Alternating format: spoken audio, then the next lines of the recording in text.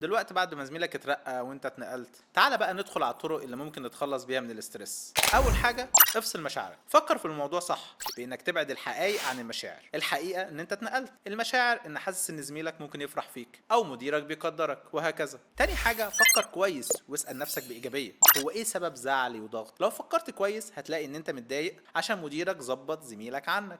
انت في حاجه مضايقاك؟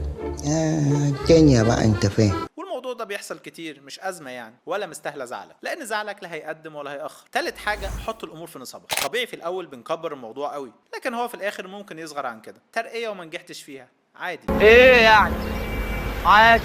الموظفين كلهم بيتنقلوا، مفيش مشكلة. رابع حاجة، الهروب أوقات بيبقى حل أو واحد من التاكتكس. ممكن تاخد يومين أجازة، كل ده عشان تدي عقلك وقت يفكر صح. خامس حاجة أنت محتاجها، خد نفسك. طبعا تظبيط النفس واحدة من الطرق اللي بتطلعك من الاسترس. خد نفس عميق واكتمه وفكر فيه بحيث تخلي عقلك يفصل شوية. سادس حاجة، فضفض. كل واحد مننا عنده دايرته من الناس اللي بيرتاح لهم. خلي بالك من اختياراتك لما تيجي تفضفض. الشخص ده لازم يكون ايجابي، فاهم في الموضوع بتاعك وعارف ظروفك كويس. اخر تكتيك معانا ان انت تواجه، لان في مواقف تاجيلها او الهروب منها غلط. الحل ان انت تواجهها وتحسمها، بس باربع شروط: انك تختار الشخص الصح، تكون هادي وانت بتواجه عشان ما تخسرش حقك، تجهز نفسك قبل ما تواجه، وان انت وانت بتواجه تتكلم في الحقائق مش في المشاعر. وطبعا دول كلهم تاكتكس، انت هتختار الانسب فيهم لنوع ضغطك.